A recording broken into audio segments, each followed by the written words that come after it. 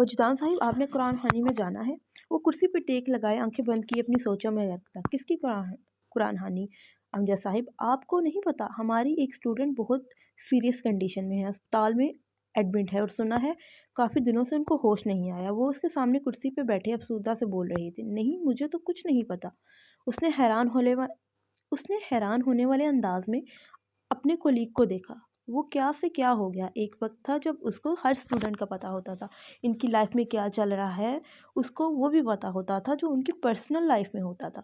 Student उसको अपनी life की एक एक बात बताते थे, उससे मशवरा लेते थे, मगर अब तो उसको अपना आप भी नहीं पता था वो कौन है और कहाँ है। किस वक्त है कुरान खानी अमजद साहिब? इसका दिल कुछ अजीब सा बेचैन होने लगा, जैसे वो उड़ के वहाँ पहुँचना चाहता हो जिधर कुरान खानी हो रही हो।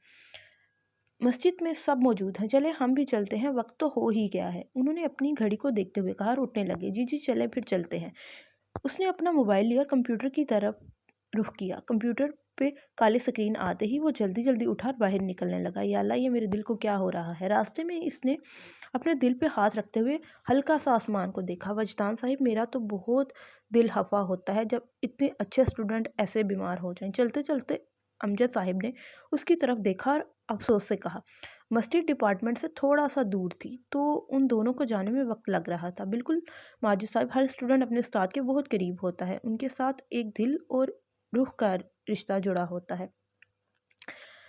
ठीक कहते हैं आप वजदान, और फिर ऐसे ताबेदार स्टूडेंट तो दिल फिर भी कुछ ज़्यादा ही हफा होता है। बेचारी बहुत बीमार है, मनसेहरा वालों ने एबटाबाद रेफ़र किया है, मगर वहाँ भी इसको होश नहीं आया।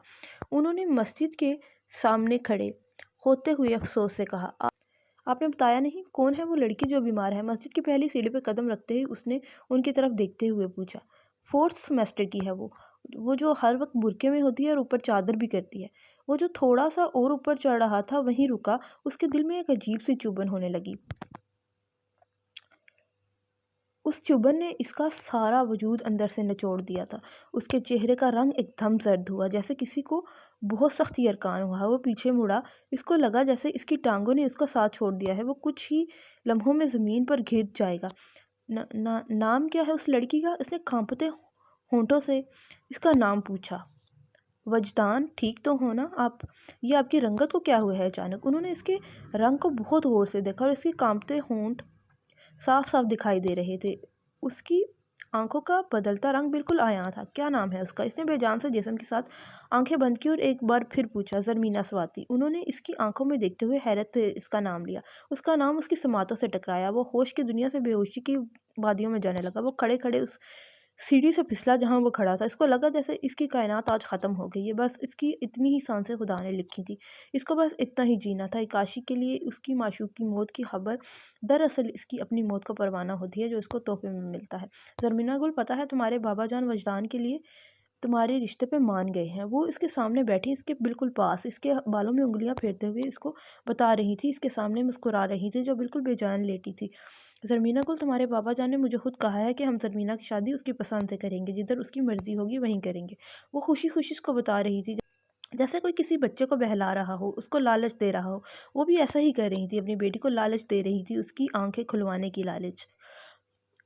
ज़री, पता है मैंने बाबा जान को कहा वो तो स्वाति नहीं है, वो तो सैयद है। फिर पता है ज़री उन्होंने क्या कहा? कहने लगे तो क्या हो गया, वो सैयद है, मेरी बेटी की पसंद है, मुझे इसकी पसंद से आगे कोई नहीं, और ना ख़ानदान, ना ज़ात पात, ना हस्ब नस्ब, और ना ही मेरा स्वाति खून। पता है ज़री, इतना खुश हुई मैं। शुक्र है ना, देखो हमारे ख़ानदान में किसी की तो सोच बदली ना। तुम्हें याद है ना ज़री, तुम्हारी फूफो की बेटी ने तभी ज़हर खाया था ताकि वो कौम से बाहर शादी करना चाहती थी, और हमारा ख़ानदान मान ही नहीं रहा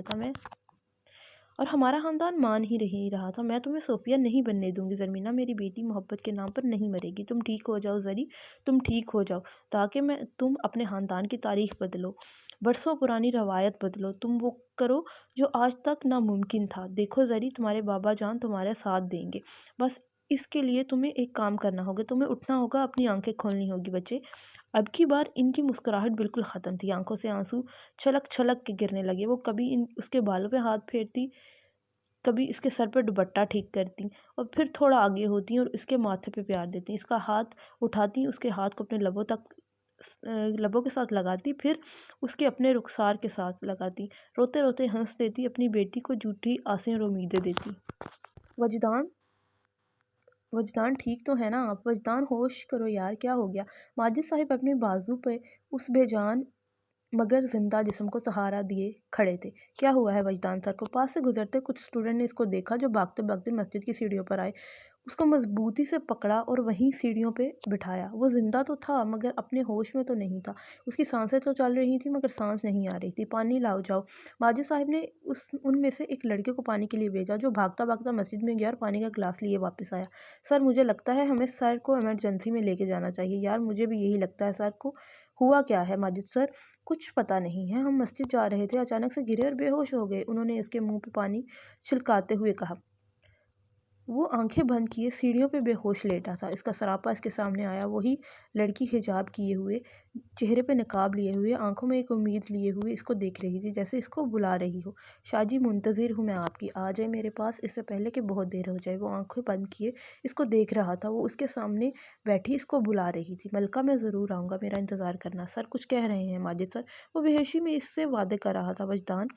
ماجد سر نے اس کے رخساروں پر تھپتھپایا، ایک بار پھر پانی کا چھلکا اس کے اوپر پھینکا۔ ملکہ میرا انتظار کرنا۔ اب کی بار بڑبڑاہٹ میں صفائی آئی، کوئی بھی اس کے منہ کے ساتھ کان لگا کے سنتا تو آسانی سے سمجھ سکتا تھا۔ کیا ہوا سر کو؟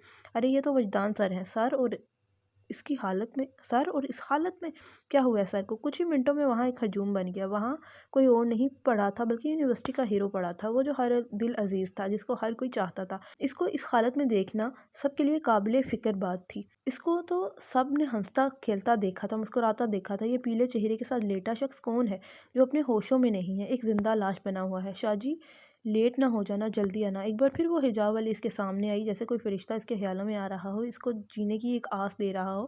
ابھی نہیں مرنا، کوئی تمہارا انتظار کر رہا ہے۔ شاہ جی؟ جی میری ملکہ جلدی آئیں، میں آ رہا ہوں ملکہ، جلدی آنا۔ جلدی آؤں گا میرے دونوں جہانوں کی ملکہ، میرے مرنے سے پہلے آ جانا۔ اب کی بار ان موٹی آنکھوں میں آنسو تھے، آنکھوں میں ایک تڑپ تھی۔ ملکہ تمہیں کچھ نہیں ہونے دوں گا میری ملکہ۔ وہ بے ہوش لیٹا، اب سب کو سوچنے پہ مجبور کر رہا تھا کہ اس کے ہونٹوں پہ ملکہ اور آنکھوں سے نکلتا پانی سب کو حیران کر رہا تھا۔ ہر کوئی اس کو دیکھ رہا تھا، جن کو اس کے عاشق ہونے پہ شک تھا آج ان کو بھی یقین ہو رہا تھا کہ وہ بار بار ملکہ کے نام کی تسبیح پڑھ رہا تھا۔ ابراہیم صاحب آپ جتنی جلدی ہو سکے زرمینہ کو پنڈی لے جائیں۔ ڈاکٹر جوردن نے اس کی رپورٹ کو دیکھنے کے بعد زرمینہ کو دیکھا جو بالکل مردہ پڑی تھی۔ لیکن ڈاکٹر صاحب، ابراہیم صاحب آپ کے پاس اتنا بھی وقت نہیں کہ آپ اس لیکن کا جواب سننے میں ضائع کریں۔ آپ فوراً بچی کو لے جائیں، ایک منٹ کی تاخیر بھی نہ کریں۔ میری بیٹی ٹھیک تو ہو جائے گی نا ڈاکٹر صاحب؟ آپ کی بیٹی کا ایک گردہ بالکل فیل ہو گیا ہے، اب ہم کوما میں آپریشن نہیں کر سکتے۔ اب بس دعا کیجیے کسی بھی طرح یہ ہوش میں آ جائیں، آپ کی بیٹی کو اب کوئی معجزہ ہی بچائے گا، دعا کریں۔ ڈاکٹر صاحب نے ابراہیم صاحب کے کندھے پہ ہاتھ رکھتے ہوئے کہا اور خود باہر چلے گئے۔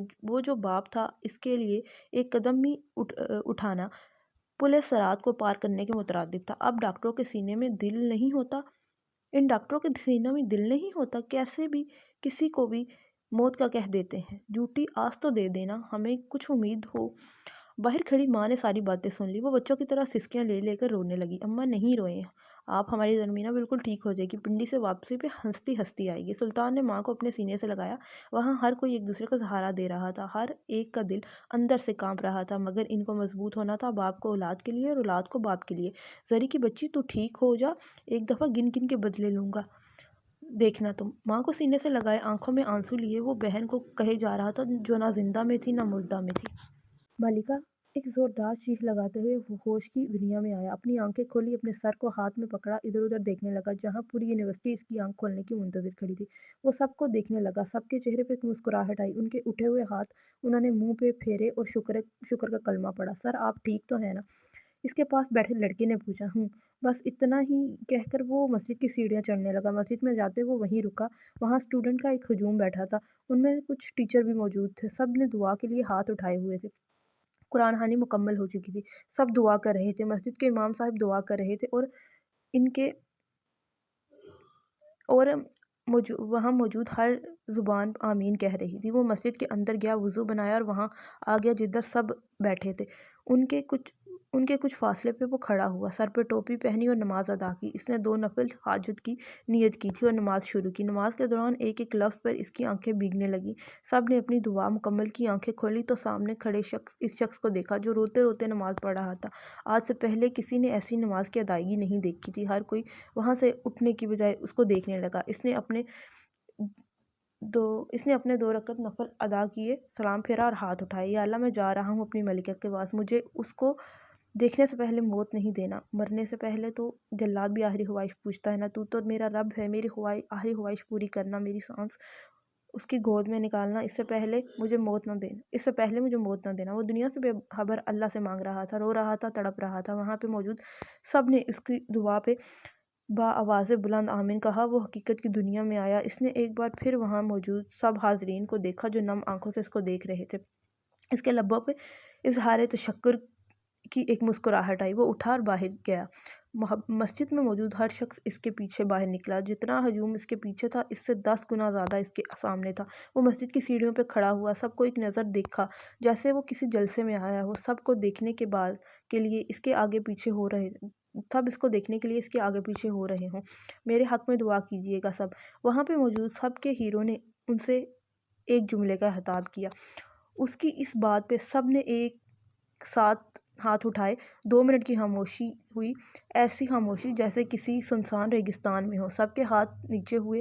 وہ ایک ہیرو کی طرح سب کے درمیان سے گزرنے لگا۔ وہاں بس ایک کمی تھی، کسی کے ہاتھ میں پھول نہیں تھے، ورنہ ہر کوئی اس پہ پھولوں کی برسات کرتا۔ وہ اپنی محبوبہ کے لیے جا رہا تھا، ایک محاذ پہ جا رہا تھا جس میں 2 ہی صورتیں ہونی تھی، ایک جیت اور دوسری ہار۔ کوئی اپنے ہیرو کو ہارتا ہوا نہیں دیکھنا چاہتا تھا، ہر کوئی اس کی جیت کے لیے دعا کر رہا تھا۔ جو لڑکیاں اس پہ جان دیتی تھی، اس کے سپنے دیکھتی تھی، اس کے ساتھ کسی اور لڑکے کو کھڑا ہوتا ہوا بھی برداشت نہیں کرتی تھی، آج وہ بھی اس کی محبت کی کامیابی کے لیے دعا کر رہی تھی۔ آنکھوں میں آنسو لیے ہاتھ اٹھائے وہ بھی اللہ سے اس کی منزل تک رسائی مانگ رہی تھی۔ یا اللہ، وجدان کو خالی ہاتھ نہیں لوٹانا، یا اللہ، وجدان کو وہ عطا کرنا جس کی خاطر وہ آج نکلا ہے۔ اللہ جی، آپ سر کو اس کی محبت دیں نہ تو میں سمجھوں گی کہ مجھے میری محبت مل گئی۔ اے اللہ، ہمیں تو وجدان شاہ نہ مل سکا، مگر اس کو وہ دینا جو تم سے اس نے مانگا ہے۔ اللہ جی، مجھے میری چاہت نہیں ملی، مگر سر کو وہ ضرور دینا جو انہوں نے چاہا ہے۔ آج ہر لڑکی اس کو دعا میں رخصت کر رہی تھی، اس کے لیے رو رو کے دعا مانگ رہی تھی۔ وہ یونیورسٹی کے گیٹ تک پہنچا، پیچھے مڑا، اپنے پیچھے لوگوں کا ایک ہجوم دیکھا جو دروازے تک رخصت کرنے آیا تھا۔ اس نے سب کی طرف ہاتھ ہلایا جیسے یہ اس کا آخری سلام ہو، پھر اس نے کبھی ان سب سے نہ ملنا ہو۔ اس کے ہاتھ ہلاتے ہی سب نے ہاتھ اوپر کیا۔ ایک نے شرارت سے زوردار آواز میں کہا، وجدان سر۔ باقی سب نے زندہ باد کا نعرہ لگایا۔ وہ ایک عاشق کو رخصت کر رہے تھے، اس عاشق کو جو ان میں محبت کی ایک الگ ہی پہچان چھوڑ کے جا رہا تھا، محبت کی ایک خوبصورت مثال بن رہا تھا، لوگوں کو محبت کرنے کا طریقہ بتا رہا تھا۔ وہ موٹر سائیکل پہ بیٹھا، ایک کک لگائی اور کچھ ہی لمحوں میں وہاں سے روپوش ہو گیا، مگر جو اس کے رخصت کرنے آئے تھے وہ ایک مجسمے کی طرح وہیں کھڑے اس کو جاتا دیکھتے رہے۔ پلیز سسٹر، آپ ایک بار پھر دیکھ لیں، اس نے ریسیپشن پہ کھڑی نرس کو کہا اور بے چینی سے ادھر ادھر دیکھنے لگا جیسے کسی کو ڈھونڈ رہا ہو، کسی کی اس کو شدت سے تلاش ہو۔ نہیں سر، اس نام کی کوئی پیشنٹ نہیں ہے ہمارے پاس۔ نرس نے ایک بار پھر کمپیوٹر پہ انگلیاں چلائیں۔ وہ جو بے چینی سے اس کو دیکھ رہا تھا، ایک بار پھر اس کو نفی میں جواب ملا، مگر سسٹر، مجھے اسی ہاسپٹل کا بتایا گیا ہے اور وہ یہیں ایڈمٹ ہے۔ اس نے ایک بار پھر اس کو دیکھتے ہوئے کہا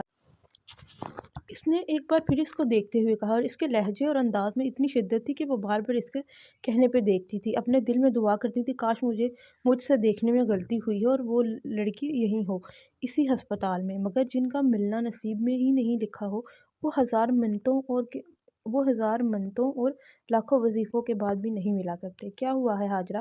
کچھ نہیں، یہ ایک پیشنٹ کا پوچھ رہے ہیں، مگر ان کا ریکارڈ ہماری پریزنٹ لسٹ میں نہیں مل رہا، میں نے جوائن بھی ابھی ہی کیا ہے، تو مجھے کوئی آئیڈیا نہیں ہے۔ اس نے اپنی ساتھ والی نرس کو تفصیلاً بتایا، جو ہاتھ میں کچھ فائلز لیے ابھی وہاں پہنچی تھی۔ کیا نام ہے پیشنٹ کا؟ حاجرہ نے ایک نظر اس لڑکے کو دیکھا جو ایک جنونیت سے ادھر ادھر دیکھ رہا تھا۔ اس کو دیکھنے کے بعد اس نے پھر کمپیوٹر پہ نظریں جما لی اور کچھ ٹائپ کرنے لگی۔ زرمینہ خان سواتی نام بتا رہے ہیں یہ۔ زرمینہ سواتی؟ اس نے اس لڑکے کی طرف دیکھتے ہوئے حیرت سے پوچھا۔ جی آپ جانتی ہیں ان کو، وہ یہی ہے نا؟ اس نے نرس کے چہرے کے تاثرات دیکھتے ہوئے جلدی جلدی پوچھا۔ اس کو ایک امید ملی۔ وہ ایک بار پھر اس کو اپنی نظروں سے تلاش کرنے لگا، جیسے وہ ادھر ادھر دیکھے گا اور اس کو اپنے سامنے کھڑی ملے گی۔ ایبٹ آباد کی کمپلیکس کے گیسٹ ہال کا ایک ایک کونا اس نے دیکھا تھا۔ ہر کھولتے دروازے پہ وہ پلٹ کے پیچھے دیکھتا، پھر دل گرفتہ سا ہو کے اس نرس کو دیکھنے لگ جاتا جو پچھلے آدھے گھنٹے سے اس کو برداشت کر رہی تھی۔ سوری سر، آپ لیٹ ہو گئے ہیں، وہ آدھا گھنٹہ پہلے ہی یہاں سے نکل گئے ہیں۔ نرس نے اس کی طرف دیکھتے ہوئے معذرت خواہ انداز میں کہا۔ نکل گئے ہیں؟ سفید ہوتے ہوئے ہونٹوں کے ساتھ وہ ایک قدم پیچھے ہوا، نظریں جھکائے ہوئے پھر سے ایک بار پھر بولا۔ سامنے کھڑی نرسوں نے ایک دوسرے کی طرف دیکھا، جیسے وہ آنکھوں ہی آنکھوں میں ایک دوسرے کو بتا رہی ہوں جو ان کے دل میں چل رہا ہے۔ جی سر، وہ پنڈی کے لیے نکلے ہیں، نرس نے دھیمے لہجے میں اس کی طرف دیکھتے ہوئے کہا۔ ویسے بھی عاشقوں سے جتنا ہو سکے نرم بولا جائے، وہ اپنے اندر درد لیے پھرتے ہیں۔ وہ بہت بیمار ہے؟ اس نے وہیں کھڑے نظریں جھکائے ہوئے پوچھا، جیسے وہ اس کے ٹھیک ہونے کی خبر سننا چاہتا ہو، پنڈی تک جانے کا اپنا سفر آسان کرنا چاہتا ہو۔ سر، اتنا تو مجھے نہیں پتا، ڈاکٹر جودان کے ساتھ میری ڈیوٹی تھی تو تب ہی علم ہے، وہ پنڈی کے لیے نکل چکے ہیں۔ وہ ایک لڑکی تھی، سامنے کھڑے عاشق کو پہچان سکتی تھی۔ اس کو دیکھ کر کوئی بھی اندازہ لگا سکتا تھا کہ وہ کون ہے، کیوں اس لڑکی کا پوچھ رہا ہے۔ اس کے چہرے کا رنگ، اس کے ہونٹوں کی سفیدی، آنکھوں کی ویرانی، بات کا انداز، ہر ایک کو پہچان کروا رہا تھا۔ اس لڑکی کو اندازہ تھا کہ وہ سچ کہے گی، سامنے والا کھڑا لڑکا سچ کو برداشت نہیں کرے گا، وہ یہیں مر جائے گا۔ کون سے ہاسپٹل میں؟ اس نے جھکی نظروں سے کانپتے ہوئے ہونٹوں کے ساتھ بس اتنا ہی پوچھا۔ سر، ان کو ڈاکٹر جوردن نے CMH ریفر کیا ہے، نرس نے اس کی طرف دیکھتے ہوئے کہا، اور سامنے کھڑے اس لڑکے کو بہت غور سے دیکھنے لگی۔ وہ اس کی آنکھوں کو دیکھنا چاہتی تھی کہ وہ نظریں اٹھائے اور اس کی آنکھیں دیکھے، اس کی آنکھوں میں اس کی محبوبہ کا عکس دیکھے۔ اس نے جھکی نظروں کے ساتھ اپنا رخ دروازے کی طرف موڑا اور بھاگتا ہوا وہاں سے نکل گیا۔ کیسا عجیب بندہ ہے، شکریہ بھی ادا نہیں کیا، اس نے اس کو جاتے دیکھ کر کہا، اور دوسری اس کو جاتا دیکھتی رہی، جیسے اب وہ اس کے سوا کچھ اور دیکھ نہیں پائے گی۔ اماں ابراہیم کا فون آیا تھا، کہہ رہا تھا کہ پنڈی کے لیے نکل گئے ہیں، راستے میں ہیں۔ کہہ رہا تھا اماں کو بولنا دعا کریں۔ فیروز صاحب نے پریشانی کے عالم میں ماں کے پاس بیٹھتے ہوئے ان کو بتایا۔ میں تو ہر وقت دعا کرتی ہوں اپنی زرمینہ گل کے لیے، دن رات اپنی بچی کے لیے دعا مانگتی ہوں، اپنے رب کے سامنے فریاد کرتی ہوں، نہ جانے وہ کب سن لے ہماری۔ اماں نے روتے روتے اپنی آنکھوں سے چشمہ اتارا اور کانپتے ہاتھوں کے ساتھ آنسو صاف کرنے لگی۔ زرمینہ گل نے اپنے سے جڑے سارے رشتے کو ضعیف کر دیا تھا، بیمار کر دیا تھا۔ فضا سے لے کر اماں تک ہر کوئی ایک بیماری میں مبتلا ہوا تھا۔ اماں، اگر زرمینہ کو ہوش نہ آیا تو خدا نہ خواستہ اگر، فیروز صاحب کی بیگم نے باغور ان کو دیکھتے ہوئے کہا، اور پھر خود ہی چپ ہو گئیں۔ بہو، اگر تمہارے منہ سے کچھ اچھا نہیں نکل سکتا تو برا بھی مت نکالو۔ اماں، یہ تو ہے ہی بے وقوف عورت، عمر ہو گئی ہے اس کی، مگر اس کو نہیں پتا کہ کب کہاں کون سی بات کرنی ہے، فیروز صاحب نے اس کو دیکھتے ہوئے کہا جو اپنی ہی بات پر شرمندہ ہوئی بیٹھی تھی۔ نہیں نہیں اماں، میرا ہرگز وہ مطلب نہیں تھا۔ بہو، تمہارا جو بھی مطلب تھا اپنے پاس رکھو، اگر چند دن مجھے یہاں گزارنے دیتی ہو تو اپنا منہ بند ہی رکھنا، پھر میری بچی کے لیے آئندہ اپنے منہ سے ایسے الفاظ نہیں نکالنا، نہیں تو تم مجھے جانتی نہیں ہو ابھی اچھے سے۔ اماں نے خشک آنکھوں سے اس کو اسی انداز سے کہا اور کہ اس کی روح کانپ اٹھی۔ آج پہلی بار انہوں نے اماں کا ایسا رویہ اور انداز دیکھا تھا۔ آج سے پہلے انہوں نے اس قدر سخت الفاظ کبھی نہیں استعمال کیے تھے۔ اماں، مجھے معاف کر دے۔ وہ جلدی جلدی اٹھی اور اماں کے پاؤں پکڑنے لگی، وہ جو انہوں نے فوراً پیچھے کیے۔ جاؤ یہاں سے تم، فیروز صاحب نے ان کی طرف دیکھتے ہوئے غصے سے کہا۔ میں نے تو ایسے بھی کچھ غلط نہیں کہا جو آپ، اس نے اپنے شوہر کی طرف دیکھتے ہوئے ماتھے پر بر ڈالے اور بولی۔ میں نے کہا جاؤ یہاں سے۔ فیروز صاحب نے اب کی بار اس انداز سے کہا کہ وہ اٹھی اور جلدی جلدی وہاں سے باہر نکل گئی۔ وہ دونوں ماں بیٹا جانتے تھے کہ انہوں نے کوئی غلط بات نہیں کی، مگر ان دونوں کے لیے اس کی موت کا منظر ہی ایسا تھا کہ وہ سن کے بھی برداشت نہیں کر سکتے تھے۔ مر جاؤ تم زری، ابھی سے ہی مر جاؤں؟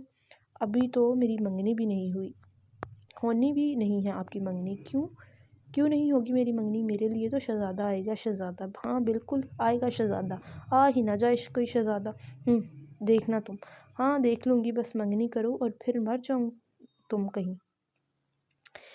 میں کوئی نہیں مرتی ابھی، مجھے پتا ہے میری موت پہ سب سے زیادہ تم ہی رو گی، اور میں مر کے بھی تمہیں روتا ہوا نہیں دیکھ سکتی۔ اب آپ کی ان موٹی موٹی آنکھوں میں موٹے موٹے آنسو کیسے دیکھوں گی؟ اب زیادہ اوور ایکٹنگ کرنے کی ضرورت نہیں ہے، یہ اوور ایکٹنگ ہے جس پہ آپ کی آنکھیں نم ہو گئی ہیں۔ دفع ہو جاؤ تم زری، مر جاؤ۔ اللہ جی دیکھ لیں ایسے بھی دوست ہوتے ہیں اس جہاں میں جو بات بات پہ کہتے ہیں مر جاؤ اور پھر خود ہی روتے ہیں۔ وہ اپنے کمرے میں اندھیرا کیے نہ جانے کب سے لیٹی تھی، نہ جانے کب سے اس کو سوچ رہی تھی، اس کے کہے ہوئے ایک ایک لفظ پر تکیے پہ منہ رکھے سسکیاں لے رہی تھی۔ زری تم کبھی نہیں مرنا، اللہ جی میری زری کو کبھی نہیں مارنا۔ وہ اٹھی، دونوں ہاتھوں کو اٹھایا، روتے روتے اونچا اونچا بولنے لگی جیسے اس کی آواز اس تک جا رہی ہو، وہ اس کی سن رہی ہو۔ زری ٹھیک ہو جاؤ نا اب۔ اس نے اپنے دونوں ہاتھ اپنے منہ پہ رکھے، اب کی بار رونے میں شدت آئی تھی، سسکیاں زیادہ ہوئیں، وہ گہرے گہرے سانس لینے لگی۔ اللہ جی ہم دونوں کو کبھی الگ نہ کرنا، ہماری لیلا مجنوں کی جوڑی کو کبھی مت توڑنا۔ زری تم اتنا تو سوچ لیتی کہ فضا بھی ہے جو تمہارے بغیر نہیں رہ سکتی، جو تمہارے بغیر مر جائے گی۔ اللہ جی مجھ سے کچھ بھی لے لیں، مجھ سے ہر چیز لے لیں، مگر میری زرمینہ گل کو مجھ سے نہیں لینا۔ اللہ جی میری زرمینہ گل کو میرے حصے کی سانسیں دے دیں، وہ ٹھیک ہو جائے، وہ میری زری بالکل ٹھیک ہو جائے۔ وہ ایک بار پھر بیڈ پہ لیٹی، اپنے منہ پہ ہاتھ رکھے اپنا چہرہ بیڈ کی طرف کیا، ایک ہاتھ سے بیڈ کی چادر مضبوطی سے پکڑی، اپنے دل کے درد کو ضبط کرنے کی ناکام کوشش کرنے لگی۔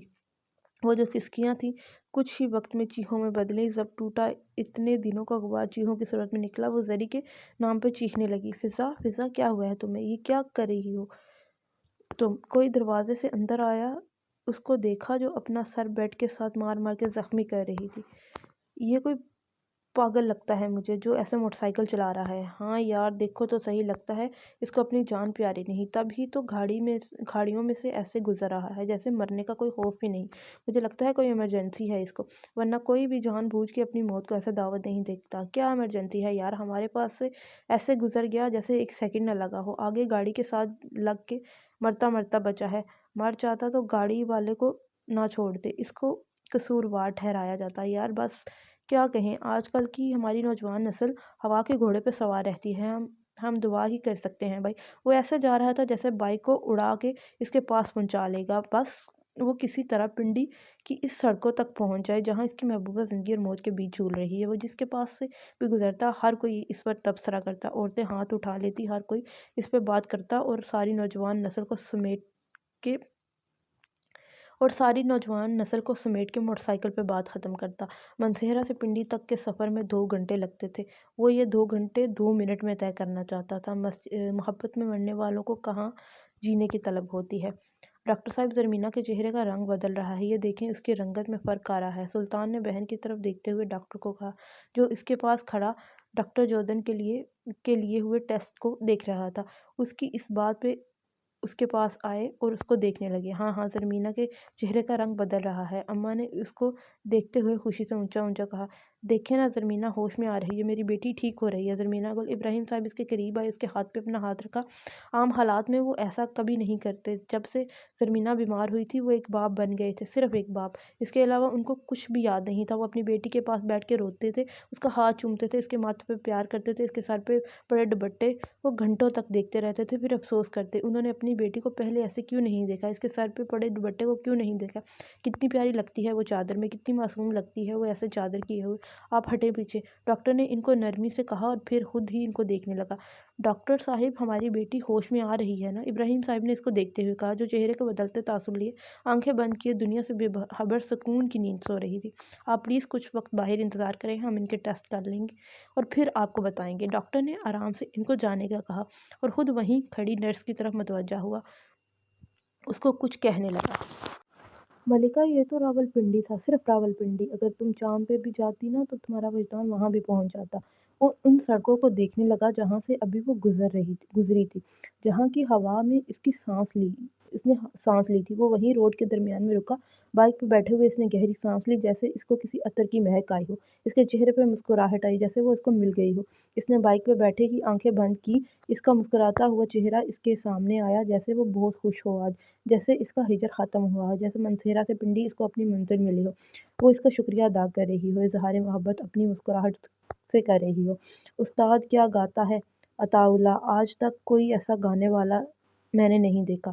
اوئے چپ کر خانہ خراب، سارا مزہ خراب کر دیا، کتنی بار سمجھایا ہے تمہیں جب عطا اللہ کا گانا چل رہا ہو بیچ میں مت بولا کر۔ وہ ٹرک چلاتے چلاتے عطا اللہ کے گانے خود گاتا، پھر ڈرائیور سیٹ پہ بیٹھے ہوتے ہی ان پہ جھومنے لگ جاتا، جو بول اس کے دل کو لگتا اس پہ اسٹیئرنگ سے ہاتھ چھوڑ دیتا، دونوں ہاتھ اوپر کر کے ساتھ ساتھ گاتا، جہاں لگے ٹرک اب ڈگمگا رہا ہے، جہاں لگے ٹرک اب ڈگمگا رہا ہے وہیں پھر عطا اللہ کی دنیا سے نکل کے پنڈی کی سڑکوں پہ حاضر ہو جاتا۔ استاد وہ دیکھو آگے کوئی موٹر سائیکل کھڑا ہے۔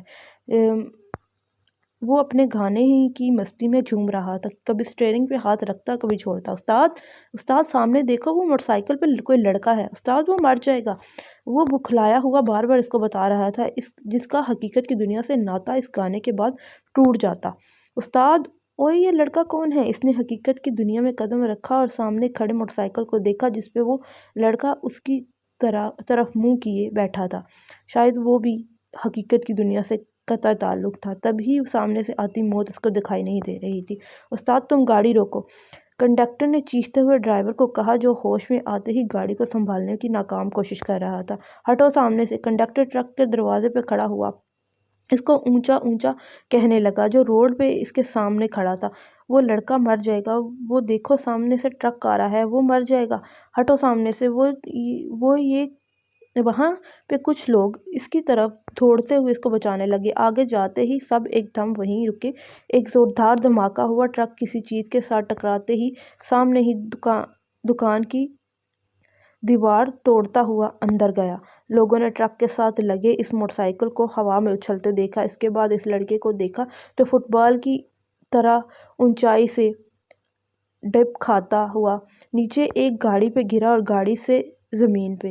سب نے اپنی آنکھیں بند کی، آج سے پہلے کسی نے ایسا منظر نہیں دیکھا تھا۔ وہاں پہ موجود ہر بندہ وہیں ساکت کھڑا ہوا۔ لڑکیوں نے آنکھوں پہ ہاتھ رکھ لیے۔ موٹر سائیکل ڈپ کھاتا ہوا ایسے گرا جیسے ایک ایک پرزہ الگ ہو گیا ہے۔ اس لڑکے کو دیکھتے ہی سب اس کے پاس آئے، اس کا خون میں پڑا وجود اوپر کرنے لگے، اس کے منہ کے آگے انگلیاں رکھتے اس کی چلتی سانسیں دیکھنے لگے۔ کوئی اس کے دل پہ ہاتھ رکھے اور کوئی اس کی دھڑکنیں دیکھنے لگا۔ کسی نے اس کی کلائی پکڑی، وہاں پہ موجود ہر شخص اس پر کلمہ پڑھنے لگا، اس کی حالت دیکھ کر استغفار کرنے لگا۔ اب خدا جانے وہ مر گیا تھا یا زندگی کی آخری چند سانسیں لے رہا تھا۔